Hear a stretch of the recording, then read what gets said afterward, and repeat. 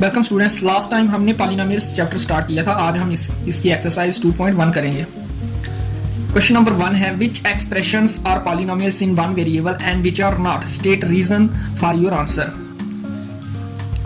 ये जो नीचे पार्ट्स हैं हमें बताना है कि कौन सी expressions polynomials in one variable हैं और कौन सी expressions polynomial in one variable नहीं है, और रीजन भी लिखना है। अगर हमने बोला यस तो क्यों बोला यस, अगर बोला नो तो क्यों बोला नो।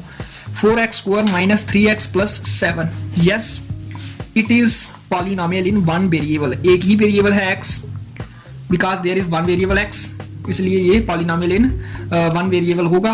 और साथ में दूसरी condition all powers are whole numbers, powers variables की whole numbers होनी चाहिए।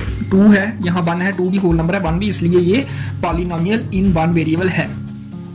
y² plus √2 ये कांस्टेंट टर्म है, तो ये स्क्वायर वाली टर्म है, ये एक क्वाड्रेटिक पॉलिनोमियल भी है और पॉलिनोमियल इन वन वेरिएबल भी है। Yes, because there is one variable y only and only power of y is the whole number. यहाँ y की एक ही पावर है 2 और 2 होल नंबर है, इसलिए ये भी पॉलिनोमियल इन वन वेरिएबल है।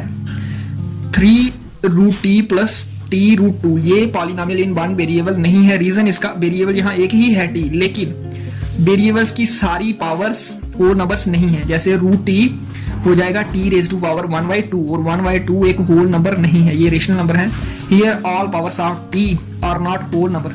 सेकंड जो पावर है t की 1 वो होल नंबर है, लेकिन all powers of t should be whole numbers if it is polynomial. So all powers of t are not whole numbers here, so we'll say this expression is not a polynomial in one variable.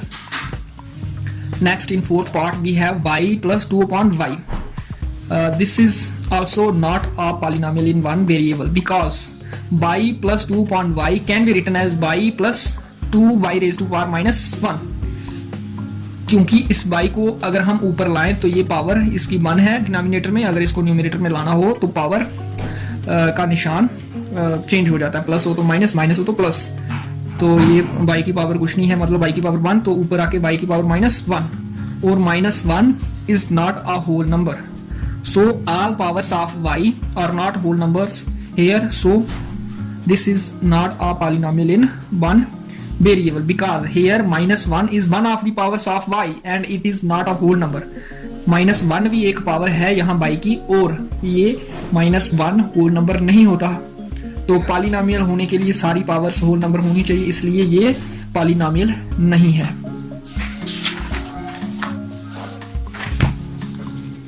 फिर fifth part है x⁻10 plus y³ plus t⁻50. No, this is also not a polynomial in one variable because here we can see that x, y and t, there are 3 variables and we need one variable only if it is to be polynomial in one variable, because here there are 3 variables namely x, y and t. x, y और t 3 variables हैं, तो इसलिए ये polynomial in one variable नहीं है, क्योंकि polynomial in one variable में एक ही वेरिएबल होना चाहिए। क्वेश्चन नंबर 2 है right the coefficients of x² in each of the following. Coefficients लिखने हैं।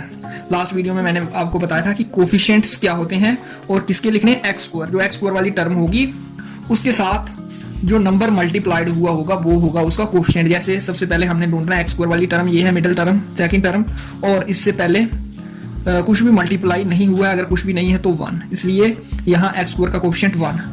यहाँ x² का कोफिशिएंट अगेन कुछ नहीं है 1, लेकिन साथ में ये माइनस भी है, इसलिए -1। जहां x² का कोफिशिएंट x से पहले जो नंबर मल्टीप्लाइड है वो है π/2, और यहाँ x² वाली टर्म ही नहीं है, तो हम लिख सकते हैं 0x²।